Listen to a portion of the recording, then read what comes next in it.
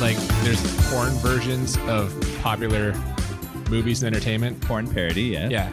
Like there has to be a porn version of this where two guys trade right? If not, there needs to be like, how did that not happen? This has to be made now. We should trademark that right now. Yeah.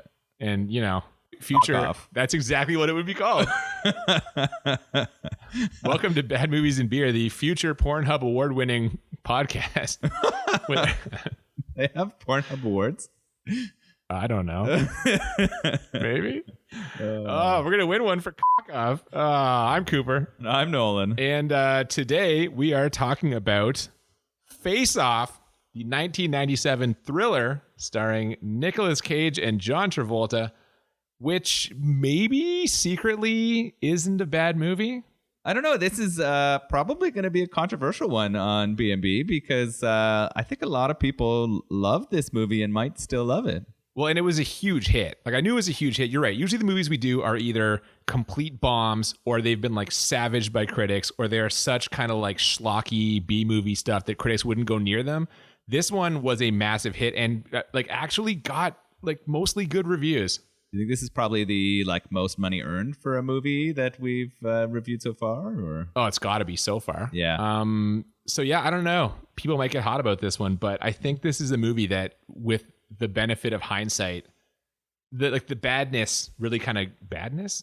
I don't know. It grew over time. Like this looks a lot worse in the rear view than it did in 1987. It definitely doesn't hold up. Going back and watching it again, it's probably been 15, 20 years since I've seen it. I haven't seen this since the last time I watched this was on a VHS tape that my friend like bought as soon as it came out. So that was like over 20 years for sure for me. That tells you how old it is. It definitely doesn't hold up nearly as well. And it definitely makes me think about action movies from the 90s. While watching it or getting into it, I was really excited. I said, oh yeah, this is a John Woo movie. Oh, that's fond memories. That's another thing of John Woo. I don't know.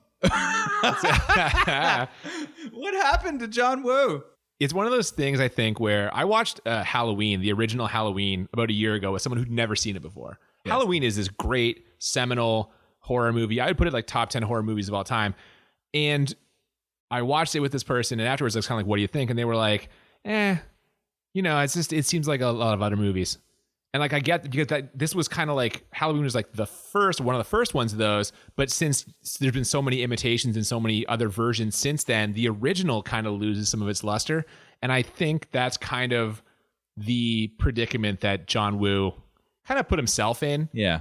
Because as we go through this, you'll see some of the John Woo staples. They're just tropes they've become. Man. Yeah. But at the time, it was like that was his first Hollywood movie. It was new and fresh, and people were like, "This is incredible." But it's been done so many times that now you look at it and you're like, Was this his first Hollywood movie? First major Hollywood movie. Oh, really? Yeah. Oh, okay. And then he basically just did all the same stuff in Mission Impossible 2. Yeah. And then again and again. So maybe we're what's the opposite of rose-colored glasses? We're viewing this through like colored glasses. I don't know. But we'll see. Yeah. We're also drinking a beer. Oh yeah. What do we got here today? So this is the Faces Double IPA from the Wellington Brewery in Guelph, Ontario, Canada. Oh, nice. Home of the Welly, the boot symbol. Yeah. These guys were known for a long time for their darker beers. Okay. But excited to try this Citra and Mosaic Hop Double IPA. I am not excited to try this, but the cover's great too. We all make sacrifices. The cover looks like faces being sort of taken off. Kind of fits well with the theme of this. Yeah. And is it like a circle of guys? Are they like praying to it or like dancing around it? Yeah, I think they are. They do look like shrines. Some kind of like. Yeah. Maybe they're the angry protesters telling us that this is not actually a bad movie. Yeah, please send your feedback to us about this movie or about this podcast. If you're a face-off lover and you feel we've wronged you somehow, or wronged John Woo or John Travolta, or wronged Nic Cage even, let us know. I would say watch it again first, though, because it's maybe not what you remember. Oh, the sound effects. Yeah, you got to get a little. Are they called sound effects when it's something happening in real life? I think. Oh, I don't know. It's just quality Foley work, isn't it? All right, if you say so. Okay, so we open in Face Off with a merry-go-round. John Travolta and his kid. I just realized this is going to be a hard movie for us to describe. A lot of times we just use the actors' names, but that's going to get confusing real fast. Yeah, Sean Archer and his kid. Sean Archer and his kid. Suddenly, a mustachioed Nicolas Cage, that's Castor Troy, appears with a sniper rifle just in broad daylight in the middle of a park. No one finds this odd or notices or expresses any alarm. First John Woo sort of trope in here too, like really bright lighting and flowing trench coat. Yeah, dramatic operatic music to sort of set the tone. You're just like, oh, yep. Well, it's a tragedy what's about to happen. He goes to shoot John Travolta in the back, and he does, but unfortunately the bullet passes through Travolta and kills his son. And this is how we first meet FBI agent Sean Archer and supervillain Castor Troy. 6 years later, we've got Nic Cage in a priest costume. He's setting a bomb somewhere meanwhile, John Travolta laments the fact that his special FBI task force has just got no leads. They got nothing on Castor Troy. Nic Cage exits the airport. There's a church choir singing Hallelujah. He rocks out in this over-the-top animated style and then basically molests a teenage girl in the choir. Yeah, he sneaks up behind her. He says some inappropriate stuff to her, which one thing that happens a lot in this movie is he says really inappropriate stuff and the women like it. That would not fly today. There's no chance that stuff would have been okay. Well, this is how you know he's a bad guy. Yeah, he goes up, but why do they like it? Girls like bad boys? That's a good question. Some do. Yeah. Some do. Now, so I had this thought, I wrote this down as he's doing this weird sequence. This to me feels like peak Nicolas Cage. Peak Cage. Well, is it because of the like dramatic evil eyes that he keeps throwing on? Like the biggest wide eyes I've ever seen in a face ever. That, the manic movements, the kind of over the top, I don't want to say sexuality, but there's a very sexual component to this. Yeah, it was strange, like struggling watching this at times, because I kind of like I remembered it fondly for sure. The overacting is so hard for both of them the entire time, and neither one of them to me seems like good guys. It's weird. Yeah. Like when they switch, I feel like Travolta's performance is way better as the like Castor Troy character too. This is interesting because I wrote down peak Nic Cage, but he's only himself for the first like half hour of this movie. So in a way, it's strange because I think most people would say, "Oh, this is peak Nicolas Cage," but then he's actually playing kind of the straight man. And for most of the movie. I think he does a better job as the straight man. Like I found that the switch improved both of their characters for me tremendously. Oh wow, okay. Yeah. I don't know about that one. I feel like they might be playing the wrong part. Maybe if he had started as a straight man, he could have just been unhinged Nic Cage for the rest of the movie. This would have been maybe better. Although it's Travolta makes some interesting choices. They both make some interesting choices. Back at the FBI base, John Travolta gets a call from his wife, but before he can take it, he gets a lead on Castor Troy. They found out that there's an airfield where Castor Troy's little brother, Pollux Troy, has chartered a plane and paid cash. Pollux Troy is very twitchy when we meet him. They board the plane, and I guess to your point, Nic Cage uses his unique charisma to immediately start making out with the flight attendant. Yeah, this is the first time a line comes up in the movie that's going to come back a whole bunch of times. Oh, about peaches? I'm going to eat, or I could eat a peach for an hour. Yeah. He keeps saying it over and over, clearly like making innuendo towards some cunnilingus. Why? She just goes for it. Like to your point, she just goes for it right away. They're just making out immediately. She's just like sucking on his tongue. Well, he says, "Would you like to suck on my tongue?" And she says yes. And just immediately on it. And you're just like, what the... Yeah. Now, it turns out the cops show up. She is, in fact, an undercover FBI agent. So maybe she's kind of playing it up to get him to lower his guard. They're trying to launch this plane. John Travolta tries to run the plane down with his Hummer. They're playing chicken, and Travolta has to peel out because it's a f***ing plane. But I think really he peels out because Castor Troy shows that he's got the agent. Then he kills her, throws her to the plane, just kind of shrugs, looks at the camera, shrug. I like that. Is this one of yours? I think he yells out before, and then he blows her away and throws her. And now John Travolta, Sean Archer, jumps in a helicopter. He's just in a helicopter that just happens to be there with keys. Do helicopters have keys? No, there's a guy flying it. He's flying it. No, he forces the guy out and then goes in it. Like, why is it there? So it was there as a part of the chase crew. The fact that he takes the helicopter to stop a plane is ridiculous. It is. And he's chasing him down, and Castor Troy yells at the pilot, "Fly, bitch!" But the problem is there's an engine out, so instead he just kills the pilot. The plane can't launch, obviously, and it crashes. And then we get a shootout filled with the John Woo tropes and conventions. Oh, yeah. So immediately at the start of this like shootout, you see Nic Cage jump out of the plane sideways and kill about 8 people with his... Slow motion. Kill about 8 people with his golden handgun. So you're just flying sideways, killing everybody. And you're like, oh, yeah, okay, this feels John Woo. Oh, yeah, there's giant shotgun blasts. Guys are doing that thing where when they run out of ammo, they just drop the gun instead of reloading it. Yeah. Just like throw it away. Absolutely. Also, the spinning, like someone spinning while they're drawing a gun, all in slow motion. And again, these are things that at the time were kind of relatively new, where they were very stylized, but now it's been done so many times. I'm watching it, I'm just cringing at the whole thing. Yeah, it definitely took away from the action for me. I remember that kind of feeling exciting in the past, but it's much more exciting for like a 12-year-old who hasn't seen many action movies. Definitely. So they actually catch the brother, Pollux Troy, and then Sean Archer finally gets a hold of Castor Troy, but Troy tells him, "You've only got 1 bullet left, Sean," which how can he know that? They're in the middle of this shootout. Bullets are flying everywhere. How is he keeping track of which gun is Sean Archer's gun and how many shots are being fired? There's no way. And then just to add another layer of ridiculousness on this ridiculous Sunday, Sean Archer says to him, "So do you." How? Yeah. I think they know each other so well they know what their guns sound like. This is your like peak Nic Cage too, as he's going through and having this like huge moment, this giant speech in the middle of this gunfight. You're like, big okay, monologue. Yeah. The Nic Cage monologue is full of quotes from like the trailer. "You're not having any fun, are you, Sean? Why don't you come with us? Try terrorism for hire. We'll blow some shit up. It's more fun." Then he taunts Sean Archer's family and then just tries to shoot him. He just pulls the trigger. So Travolta should be dead, but it turns out he's just wrong with the number of bullets that Castor Troy has left. That would be the end of the movie if he had 1 more bullet, which Travolta thought he had. If you think he has 1 bullet, how do you get to the point where he's pulling the trigger?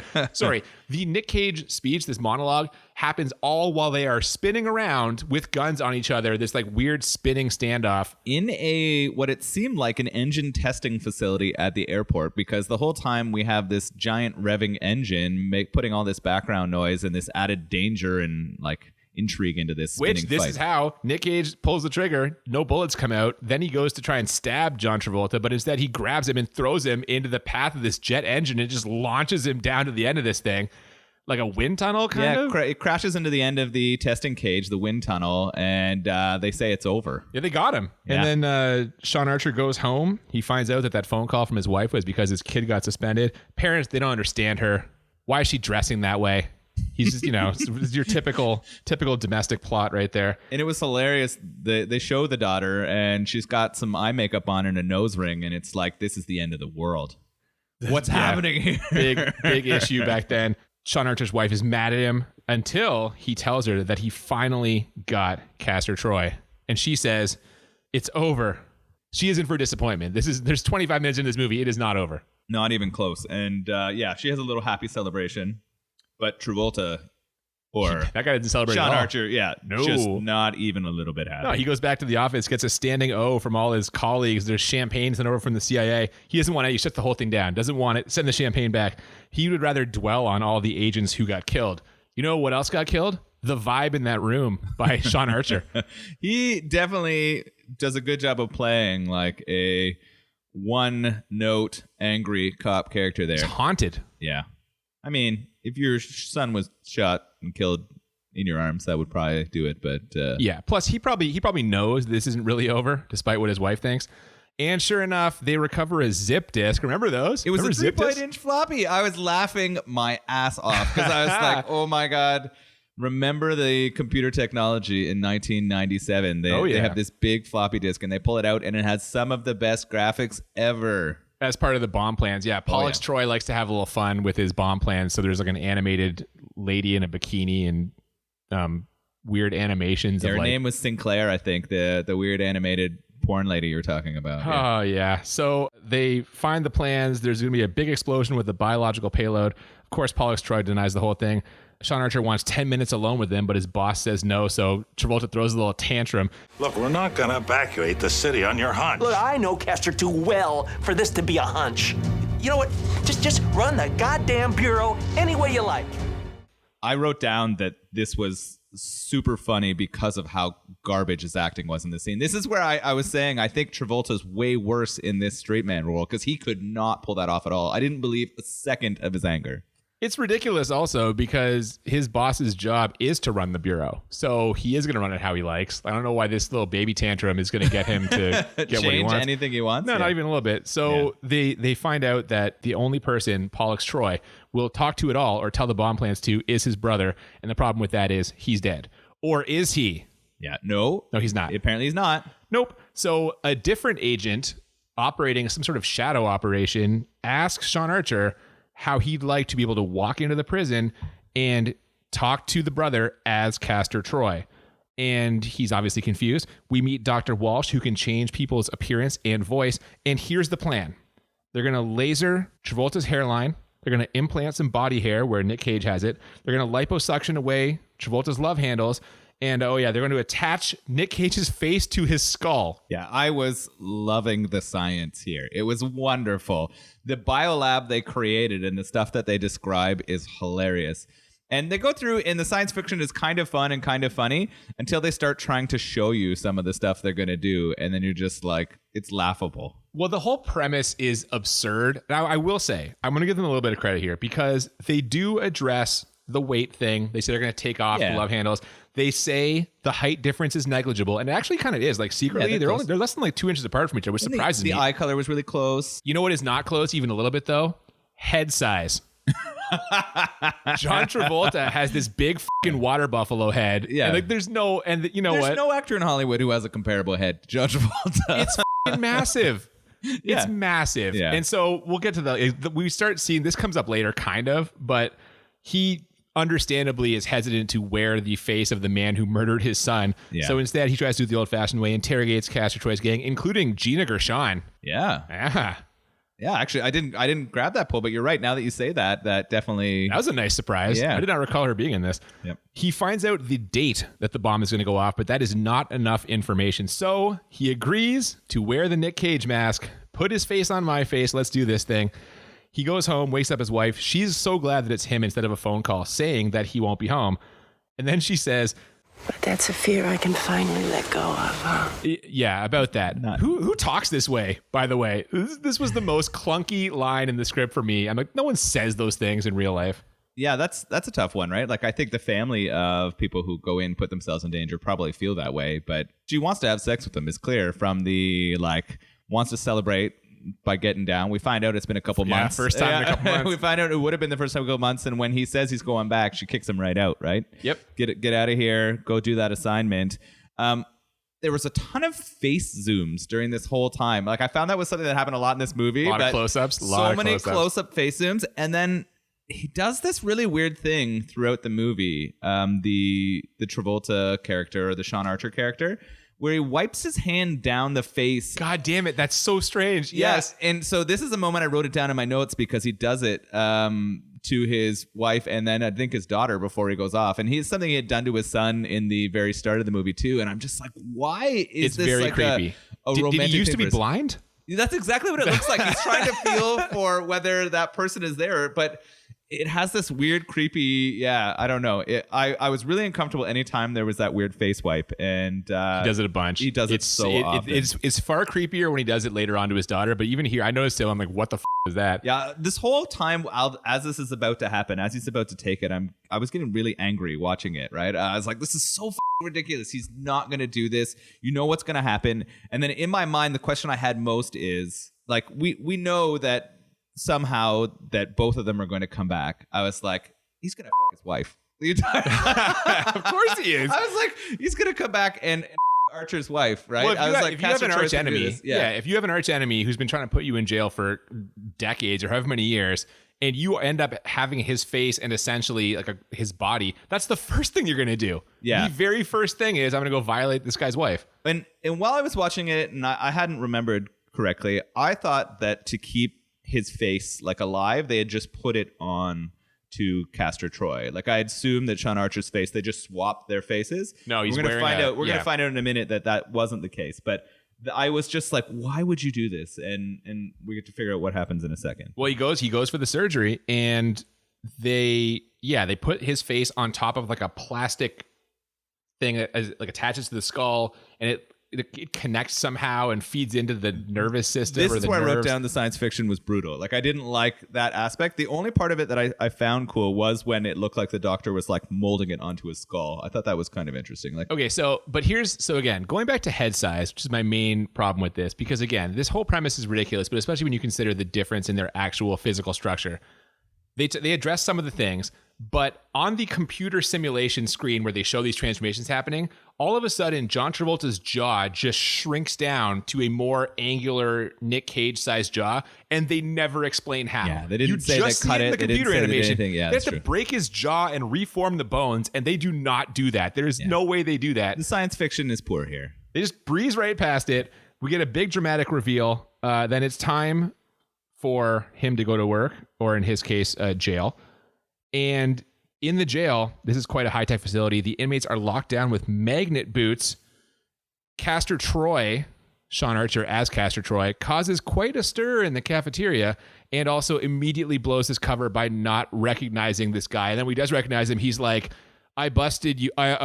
Sean Archer busted you for it. It was terrible. It was so bad. I wrote Cage's acting is so bad right here. Like, I was really struggling with what was happening there. The whole prison seemed super lame too. And they put the guards in. One thing I noticed is they spent a lot of time making the guards seem tough. They seem like the lamest garbage guards I had ever seen in my entire life. Well, as we see there, they will get quickly dispatched later on. Just to really erase any doubt, because he's kind of made some missteps, just in case anyone was starting to catch on, he recovers nicely by beating the shit out of a guy and yelling, I'm Castor Troy, over and over again. Because I know that for me, to make sure everyone knows that I'm really myself and not an imposter, I constantly walking around yelling, I'm Cooper, I'm Cooper. I've seen you do that. Yeah, just in case. Here comes trouble, though. The real Castor Troy wakes up. He figures out what happened surprisingly quickly. He makes a very coherent phone call without having any lips on his face. Yeah, it was weird. Yeah, he just touches up to his face and there's blood everywhere. I found that makeup was pretty good. It was well done, the section that they showed his face without a face. I thought that was pretty cool. But you're right. I don't know how he so effectively communicated to his cronies to come here and bring the doctor to help him. He should sound far more like a snake man. He shouldn't be able to form like words. It should be a lot more weird slurping sounds. But yes, his goons grab the doctor and take one guess what he wants. He wants to wear Sean Archer's face and be the new Sean Archer. Meanwhile, the real Sean Archer convinces his clinically paranoid brother that he's Castor Troy by just remembering the name of the pills he was on, but literally nothing else. Yeah, this is where I wrote down Nic Cage masterclass. That's what it is. Right here in question. So his brother again, his brother with one shred of evidence, immediately buys in and tells him the location of the bomb. So movie over. We're good. He's got it. Yeah, LA Convention Center. But hold on, how is he going to communicate that? So this was another problem I had with this, is it seems like he really has the lifeline, like the escape plan from the prison, is virtually non-existent for him. Yeah, he had to have someone at the prison he could like tell when he got the information. How was there You need nobody one there guard who knows what's going on. Somebody had to know, but nobody knew. Nope. So he gets a visitor though, and he probably thinks, great, this is the check-in. I'll let them know that I found this out. I can get out of here. Only problem is he's looking at his own face walking through that door. And now John Travolta gets to be the one who overacts. So this is where I actually feel like it's the appropriate role for him. This is where it started to turn for me, where I was like, okay, John, I feel like this is what you needed, because you cannot play the straight man for me. I actually wrote that I really liked this scene. Like, I thought it was kind of fun and clever. The music was really bugging me because it was the ridiculous opera stuff again. That's John Woo, man. Yeah, that's John Woo. It super was, but Turns out, Castor Troy has killed everybody who knew what was going on. oh yeah, Just everyone's they're all dead. dead. So now Sean Archer is just Seward. He leaves him there in the prison, presumably for the rest of his life. Then Sean Archer, Castor Troy, goes home. Speaking of blowing your cover, he whiffs on the house, like with his wife watching. He drives right past the house with her watching. And then, which I'm just like, God damn it. The biggest problem I have with this movie, besides the ridiculous science, is a million people should have caught on that they weren't who they were supposed to be. yeah. But I guess, to be fair, if someone in your real life was acting strange, probably a bit of a leap to assume that they'd had some weird surgery to put someone else's face on their skull. Yeah, you would assume they're just like some kind of event has messed up how they're feeling, and that's why they're acting that way. You would not explain it with a face transplant. Yeah, she's catty about it, says it's about time he forgot where they lived, and then he comes out and turns on that creepy Nic Cage charm through John Travolta. He grabs her ass again. He's acting completely different than everything we've seen, and she's just like, oh, that's odd. Then she just goes to work. Then he creeps out his own daughter, steals her cigarettes, and literally says, Papa's got a brand new bag. Ow! Yeah. She was listening to some funk. Like, I think she had James Brown on. So he pulled into that as the music she was in the room. Why this like rebellious teenagers listen to funk music is beyond me. But this was the part that I found strange in the movie, is the relationship that develops between like Castor Troy looking like Sean Archer and his daughter. Like he actually kind of starts to parent her. Yeah, he is strangely protective of her. Yeah, which like, you wouldn't think. You'd think he'd want to turn out Sean Archer's daughter. Yeah, based on the things that have happened so far in this, like why would you assume he would have a parental bone? And I found this like a really weird part of the movie for me, because I struggled with that. Like, why is he parenting her? And in his own fucked up way, he's actually doing a fairly effective job of parenting her. And I thought that was strange. I didn't understand why they chose that as what was happening in that point. So the first thing that Castor Troy as Sean Archer does is release his brother, then gets him to confess so he can defuse the bomb and become an American hero. And given his first chance to speak to a national audience, his quote is, Interception. Now our side's got the ball. Sorry. Like, that's your big moment. God damn it. Yeah, I thought I was prepping for a really good spot too, and that let me down. I think it was a hilarious choice to then go stop those crimes, become a hero. I think that was kind of fun. He's thinking he can do so much more when he can control where they're going to be and stuff. He can cause all kinds of mayhem. I like that plan. I thought that was good, and I think you even see like a chunk of that from the prison. Like the TV shows that celebration, and you can see the pain on the real Sean Archer's face as he has to go through all of this. The real Castor Troy's face. Sean Archer's mind, but it's Castor Troy's. Yes, you're right. But you know what I mean. So he gets an understanding ovation at work, but this time he's all about it. And he also gets a little handsy with one of the female agents. Yeah, again, he just grab-assing everyone, talking to them about their peaches. And people are just fine with it. They're like, oh, cool. Yeah. He's fun now. He would have been Me Too'd so quickly. Nothing to see here. It would have been good. He needed to be out of there. So after that, it's date night.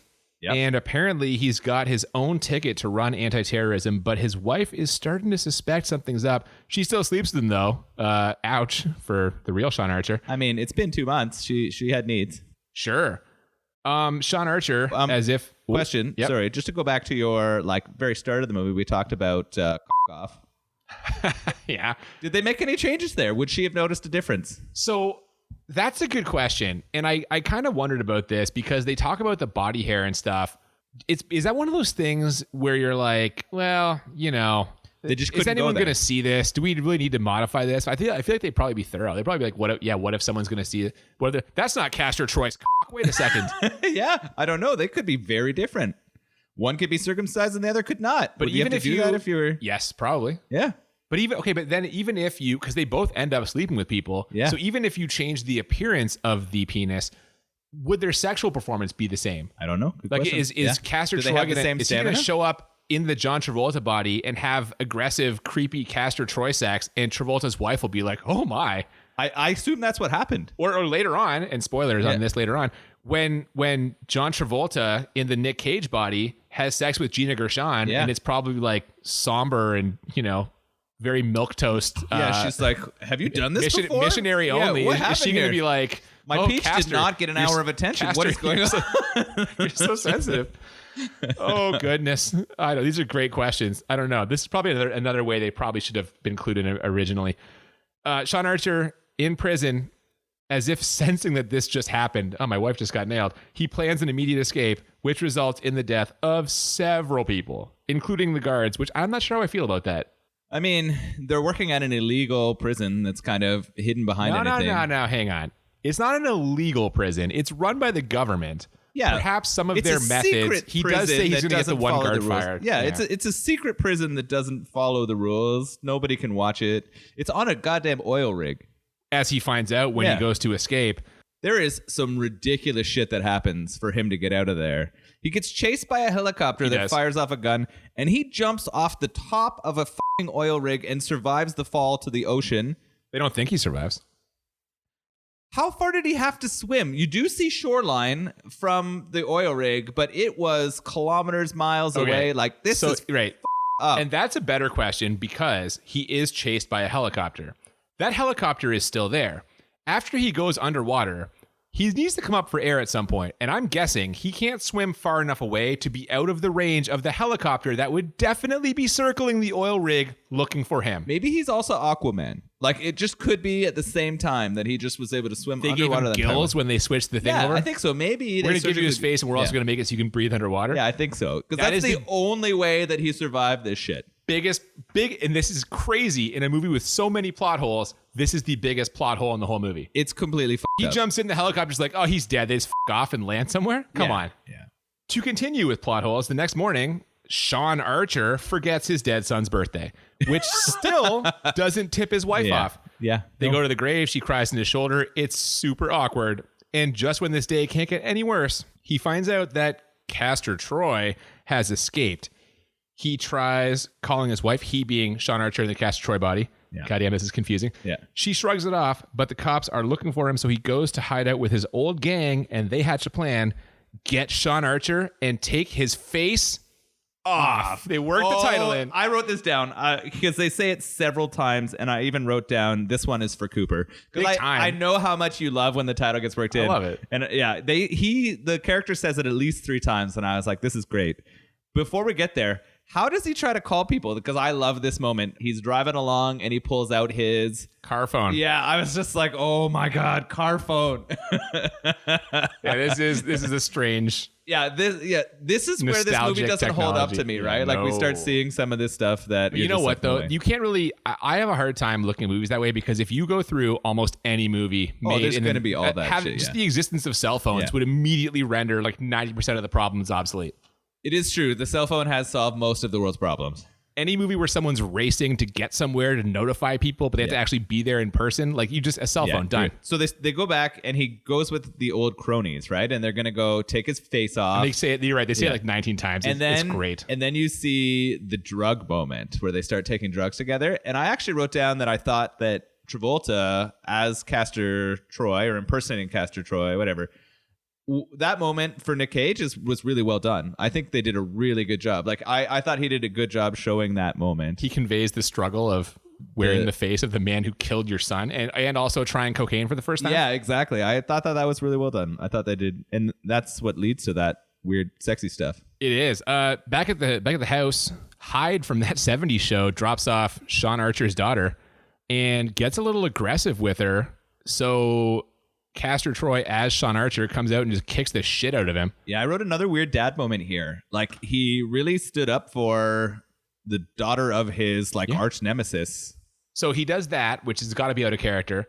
Then he gives her a cigarette and also a butterfly knife and tells her that anyone tries to touch her, stab them in the thigh and twist it so it won't heal. And she still doesn't realize it's not him. Foreshadowing. Oh, yes, that too. Big time. Back at the gang hideout, Castor Troy has an awkward morning after with Gina Gershon and finds out that her kid is his kid. I mean, not Travolta's, but it's Nic Cage's kid. It's Castor Troy's son. Yep.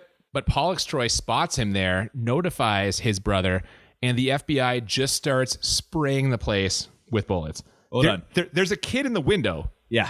You can see a child in the window, and they just are shooting. They're just flooding the house with bullets. I just wrote, what the FBI on here? There's a really weird moment with the kid, though, because he meets the kid, and it brings him right back to his own son, right? Oh, he starts calling him Adam? Yeah, and then he does the face swipe. And I'm just like, oh, no, the face swipe. Why are you doing this? But then the FBI come, and they go all out. How can you do this? If you are an FBI agent, they don't even knock. They're not even trying to arrest them. They just spray. There's a kid in the fucking window. Yeah, the only other time the FBI has ever done this is in Waco, Texas. Like, this is the only connection I could ever see. I was Good God. What is happening here? And again, strange choice in production. this giant slow motion shootout is set to Somewhere over the rainbow. I wrote that down too. And there's just Somewhere Over the Rainbow is playing, and it's a weird rendition, right? It's not like one that we know. It's some female vocalist singing it, and there's glass breaking everywhere. I was like, I think at some point I was messaging you, and you were like, take a drink every time there's a John Woo moment. And the glass breaking for me was a John Woo moment. Slow motion glass breaking. I was really hammered by the end. So Castor Troy, pretending to be Sean Archer, shows up, kills one of his own guys, just kills an FBI agent, which is whatever. And now they have a little showdown. Castor Troy wants to switch back, but Archer says he can't take back what he took from him. So now at another line straight from the trailer, plan B, let's just kill each other. And then in what must have been the moment where the screenwriters just started high-fiving, like we got it, they start shooting at each other through mirrors. Oh my God. I wrote that down too. I was like, yes, this mirror scene is straight out of like your best sort of carnival trailer park action, right? It was one of those where you're just like, yeah. Well, because he looks at the mirror, he sees the guy he hates, even though he's seeing his own reflection, and he's shooting through the mirror. And they both start shooting. They both lay down and shoot. Yeah. They must have been, the screenwriters were like, we got it right here. Yeah, this is I it. think so. That was the moment in it. Clear some space in the mantle for that screenwriting Oscar. It's coming home right now. Archer escapes. Archer in the Troy body. Pollux Troy tries to stop him. He falls. He dies. Castor Troy, upset about this, kills another FBI agent. And the next day he murders his boss. Invokes a heart attack. That was fucked up. Yeah, you're just like, okay. But he kills him so that he can become the... I guess. But the part for me is he calls for help after he kills the guy. And the way he calls for help is just so calm. Hey, can you get the paramedics, please? Boss just had a heart attack. No concern. No anything. Yeah. So what now? Sean Archer breaks into his own home. And in case you were confused about where he's breaking in, he enters and immediately says, home. Yeah. I just hammer you over the head with it, man. That's fair. Oh, he scares the shit out of his wife. He explains everything, acknowledges that it's f***ing insane. Like, no one would ever believe this. Yeah. But he tells her the key to figuring this out and telling who's who is they have different blood types. Which, do you know your wife's blood type? Good question. No, I don't. I don't even know my blood type. I know my blood type, but I don't know my wife's. I only know my blood type because I donate blood. So if you were trying to convince, if your wife was trying to convince you that she was actually herself, and she was like, here's how you can tell. Yeah. I'm blood type, he's blood type O. You'd be like, oh, that's not the same as you. Or you'd be like, I don't I think she's AB is what my wife is. But I wrote down blood type hype. That was my, it was such a moment. I was like, look at this blood type hype. And I guess we're supposed to be convinced because Archer's wife is a doctor. Like this was the moment that caught her and you could see her start to turn. Why she didn't know when there was a different inside her or like all those other things that happened. I'm not sure. Yeah, but she bought into this, right? This was the turning moment. Well, and you know what though? He earns it because this is where like Nic Cage goes for the Oscar with the story of their first date when they're at the lab. She takes him to the lab to get the blood test, and sure enough, he tells the first date story. She patches him up, tells him that Archer's going to be at his boss's funeral tomorrow. So tomorrow's his chance, and he drives that home also by saying, and again, the screenwriting for this is so fucking weird. He literally says, Tomorrow. That will be the day. Yeah, there's a lot of really bad one-liners. Like, God damn. One-liners in action or thriller movies can be amazing, but it was just way overdone here. Like they were not memorable for the most part. There are a couple that stand out, but for the most part, they were not. It was one of those things where they're going for volume. They're just spraying it with all the one-liners they can. Some are going to hit, some aren't going to hit. That was just that sort of like if anything sticks to the wall, it's good. Oh, man. So tomorrow's the day after a close call where Castor Troy nearly catches the two of them together. We get ready for the funeral. And actually, there is a nice juxtaposition here of Archer in the Troy body and Gina Gershon getting ready. And then Castor Troy in the Archer body and Archer's wife getting ready for the funeral. We get to see both kind of sides. And the next day, Archer enters the church. And it wouldn't be a John Woo movie without the doves. 1 million doves. Slow motion dove flying through the frame. God damn. What I wrote on half of my page off with the doves because it was so insane. I was like, the slow-mo religious music is back. I mean, it is a funeral service, so okay. It's John Woo, man. John Woo. Nic Cage is giving these giant eyebrow raises, and then all of a sudden the doves come out of nowhere. Here's the thing. with this. We kind of alluded to this earlier.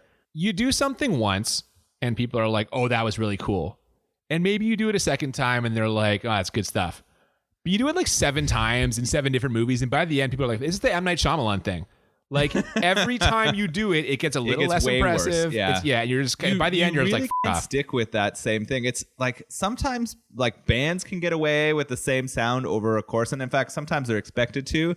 That does not work for direction in a movie, right? You can't do that stuff. It's like you see a magic trick for the first time. The first time, how did they do that? It's incredible. Yeah. The second time you see it, oh my God. The third time you see it, you're just kind of like, I've seen this before. And by the for the 7th time, you're like, okay, I'm never going to see It made this me again. angry. I was literally yelling at my TV screen because there were dubs everywhere. And I was like, you're kidding me. John Woo, stop it. Oh, man. So Archer in the Troy body has a choir boy deliver a picture of his dead son to Troy.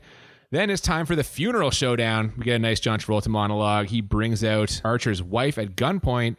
Out comes Gina Gershon with more guns. We got a big-time Mexican standoff. Yeah. Everyone starts shooting. We have close-ups of bullets leaving guns. Another John Woo thing. Yeah, I wrote that down. Bullet zoom again. Every time. I had to drink for that one, too. Gina Gershon bites it. She tells who she thinks is Castor Troy to look after their boy. We're back at it. Archer's daughter, for some reason, walks towards the gunshots, almost gets killed. The gunfight turns into a fist fight. Archer has Troy, kind of like in a chokehold, but his daughter doesn't know what's up. She tells her real dad, who she doesn't know is her real dad, to let go of her fake dad, who she doesn't know is her fake dad. And they're both like, not me, him. Like the It's a Spider-Man disaster. meme. Yeah, for sure. So she shoots and she wings her dad. Yeah, the she real shoots her dad in the shoulder. Yeah. Castor Troy taunts and then licks her face. Yeah, I wrote this down. Why the did he lick her? He was doing he was being a quality parent to her until this lick. Like, what the Yeah, super creepy. And then she stabs him with the butterfly knife. Irony. to get away because he had her at gunpoint, which was good. Like there was that foreshadowing coming back. She uses the parenting that he gave her to survive, and brings me back to this. Why was he a quality parent to her? It makes no sense. I'm so confused and upset by it, but that's okay. We get into what becomes ridiculous after this. He limps to a boat. We got a boat chase. What the fuck? Where did the boat chase come from? I don't know, man. What this was. So you always talk about padding in movies. Yep. They did not need to reach this 90 minutes. Over 2 hours long. They did not need this chase. Although, there was a lot of money put into this chase. Tons. For sure. Definitely. Yeah. Castor Troy kills some useless cops. Sean Archer drives his boat through their boat and then slow motion dives onto Troy's boat. They fight in an extremely unrealistic way because if you let go of the steering wheel of a boat, it does not continue driving straight. It will turn in circles because of the motor turning. Yeah. So they're both fighting. No one's steering the boat. It's going straight line. And before this, every time they run into something or their boat touches something, the explosions are if a massive bomb went off. The amount of pyrotechnic budget that was spent on this 4-minute section of the film is astounding. Also, how is Nic Cage / Sean Archer keeping onto the boat at this point as they're spinning in circles? Oh my God. Yeah. He's holding on to the side. He's essentially water skiing in formal shoes on the side of the boat, which there's no way. Holding on to the anchor chain. There's this insane scene. I'm just are you kidding me? There's a big crash. And then this is great because up until now, the production has been pretty, the production value has been pretty good. Oh yeah. They put a lot of money into this. When there's this big crash, you have what are clearly two stuntmen who are not Nicolas Cage and John Travolta flying through the air. And because it's the John Woo slow-mo, you can so clearly tell that it's not them. It's not even close. And you can tell the entire time the guys hang on to that chain on the edge of the boat, it's not him. No. Right? It's very clear. A rare burst of low quality production into high quality production up until this point. The fight's going to end on a beach when Archer shoots him with a harpoon gun, but not before Castor Troy tries to cut up Archer's literal face. Yeah, he takes some broken boat or glass to try to scar up his face so it can't go back on appropriately. What is the line that he says as he puts the harpoon gun to him? Do you remember? I don't. It wasn't anything. I don't recall it being that good. Yeah, that's sort of... That's it. That's all it was. Not more, yeah. I was like, oh my God. You've been waiting for that moment for X number of years. You'd think you'd have something better in the chamber. Although, mind you, this is the same. Sean Archer in his speech was interception. Our team has the ball. Yeah, sorry. They're not. Yes, the one-liners in this not thinkers. Who wrote the one-liners here? Thinkers. It was not good. So then they both end up in the same ambulance. Sean Archer reaches across and takes back his wedding ring. Yes. And after some work from the Bureau's top surgical team, Sean Archer is back in his own body, or at least his own face. We get a tearful reunion. The lighting and music mirrors the start. It was blowing me away. I was really like, you get this really bright, like crazy light in the operatic darkness music. is over. We're back into the all light. gone. We know again. Now, this part is insane. Yes. There's a tearful reunion. The daughter apologizes for shooting him.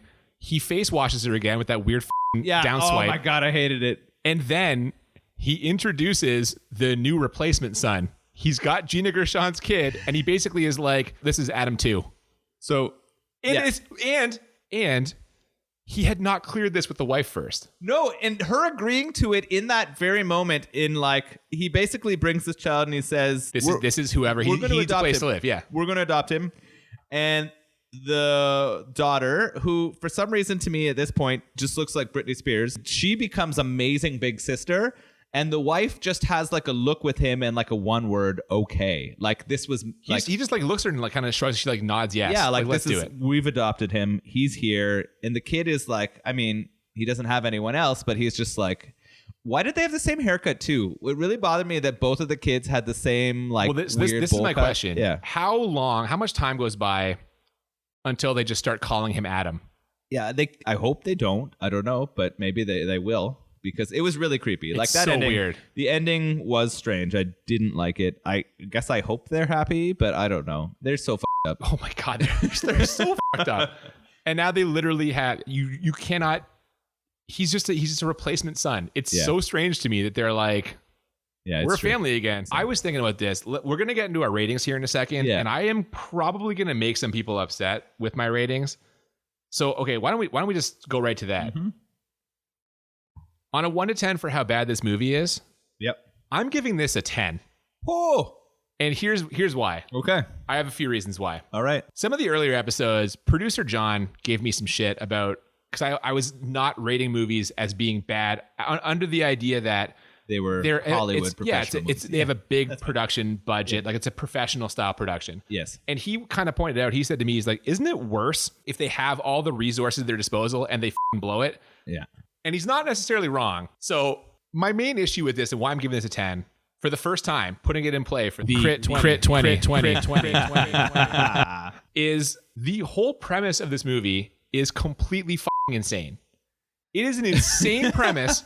I ask myself, if they tried to make this movie now in 2020, this would not be a major theatrical release. This would be like on this fucking Spike TV network or something. It'd be like Sharknado. If someone's like, I got an idea for a movie. Yeah. It's John Travolta and Nic Cage, and they have surgery and switch faces so that one of them can catch the other one. This movie goes right to the fucking straight to DVD, Netflix garbage, Sharknado. There's no way. It would have to be a comedy, right? Like it would be written as a serious movie that was intentionally like ironic or humorous. You're doing it just to get attention. That's what this is. Yeah. And so I don't know why. I don't remember 1997 well enough to know why this was like a good idea on paper. Yeah. It's a terrible idea. The acting is ridiculous. I like to imagine that Travolta like went to Nic Cage for the movie and was like, Nick, I've really been looking for opportunities to kind of dial it up a little bit. Do you think, since I'll be playing you, you're going to be the baseline for this character, can you crank it up to 11? And then Nic Cage kind of like put the hand on Travolta's shoulder and was just like, John, I was going to do that anyway. You know what I mean? Like, because it's absurd. Yeah. The acting is absurd. It's true. The script writing is absurd. The whole premise of this movie is completely fucked. There's no way any of this could happen. All right. This movie is 10 out of 10 bad. Come at me. If you feel differently. I don't care. This movie is a giant steaming piece of shit. Wow. That was very impassioned. I appreciate that. I'm not going to stray very far from you. Unfortunately, we're not going to fight over how bad this movie is because I had so many problems with it. John Woo really f***ed this up for me. There you go. I really, really struggled with so much of the music and the cinematography and so many of those tropes and choices. I am not a Nic Cage hater. There are people who just will shit on anything Nic Cage does, and I don't feel that way. But both him and Travolta had way more crappy moments than they did good moments in this movie for me. And so I wrote this down as a 9 bad. Okay, so we're not that far off. I'm a 9 bad on you're this gonna get some vitriol also. I deserve it, and that's fine. I don't think you deserve it. This movie's terrible. Oh, but how much did you enjoy it though? So this one is really hard for me. I struggled because I was into it. It felt a little bit draggy for me. There were moments where I was like, I wish this was over already. But there were also moments that really pulled me in. And I don't know if that was because of the crappy acting or the I think the family moments connected me to it. Like I really did want to see what happened at the end and want to see what happened to those kids and those things. So I'm going to give it a 7 for entertaining. Like I did feel it was an entertaining movie. And I think that was the purpose. Like they didn't make it to be a Citizen Kane. Like this wasn't a Shawshank Redemption. This wasn't like a quality story movie. This was, let's make a f***ing action movie that's going to entertain people. So I'm going to give it a 7 for entertaining. Okay. I think people can watch this and still have a good time, even though it's a piece of shit. That's the idea, I guess. I'm actually going to give it an 8 because it is amusing. Again, we both enjoy bad movies. The whole reason why we're doing this podcast. Yeah. So it being bad does not mean I'm not going to enjoy it. And the performances are over the top, but that's kind of what you expect. My only real problems with this from an entertainment standpoint is it's too long. It does not need to be that long. Yeah. It's over 2 hours. You don't need that. And also some of the stuff with Nic Cage and the family members and stuff is a little uncomfortable. Oh God, yeah. And I took away a point for all of the face wipes. That's what I'm talking about. Like absolutely. Every time a Travolta face wiped, I wanted to take away a point of entertaining because it was so creepy. I didn't understand it at all. Like some of the choices are good bad, and some of the choices are just bad. So yeah, that is definitely a bad. For me, it's an 8 though, so it's still a good score. Like this is an entertaining movie. You got what did it get from you? So it got an 18 from you, and it got a 16 from me. Yeah. So now, it's a good score. Every other movie we've watched, pretty much, you've been like, I'm never going to watch that again. Where are we at on Face Off? I'm not going to say I'm never going to watch Face Off again. High praise. Yeah, which is pretty strong. Like I would watch it if somebody else put it on. Would I choose to watch it again on my own? No, no. Okay, but still, you're not walking out of the room. So that's I'm something. not leaving the room. So So John Woo had me there, I guess, and those performances, although over the top, did keep me entertained. There you go. And the Wellington beer, Faces. Yeah, I enjoyed it. I love both Citra and Mosaic hops, so that's good. It does taste a little bit strong for me in terms of double IPA. Sometimes they can sneak under the radar. This one doesn't quite sneak under the radar for me. I could tell I was drinking a double IPA, but I would definitely recommend someone to drink it again. See, that's interesting because as you know, I'm not the IPA guy in this partnership here. Yeah. I thought like for a double IPA it was pretty mild. I was drinking along and I was kind of like, this is not, I expected a lot worse. You didn't see any cringy faces from me over here that we've had before? Yeah, no, that's true. Yeah. You did a good job taking that down. I think that's part of your palate changing too. I don't like the direction this is going. Yeah, I know. Yeah. As you drink more IPAs, you become an IPA guy. I know you're telling me that I'm the IPA guy, but that's what's happening. It's not going to be too long. No, there's a couple of Wellington beers I've enjoyed. They have a lager that's really nice. Check out Wellington Brewery. Yeah, might as well. Yeah, they're easily findable in Ontario. Yeah, I think that'll about wrap it up. Next week we're going to be talking about Friday the 13th, Part 8 for our 8th episode. Jason Takes Manhattan. Is it really? That's what they say. Oh, I have never seen this movie, so you know I'm what? excited. Neither have I. So this is going to be Jason Takes Manhattan. Virgin territory for both of us. Thank you so much for listening, everybody. If you have not, please follow us on Instagram or Twitter at the BMB Podcast. Please send movie ideas, recommendations to the BMB Podcast at gmail.com. Feel free to tell us how much you disagree with our points on Face Off. Yeah, if you want to come defend Face Off, go for it. That'd be great. And please join us next week for Friday the 13th, Part 8. I'm Cooper. I'm Nolan. Thanks for listening. Keep it facey. What? Jesus Christ. Maybe I should have said keep it swipey.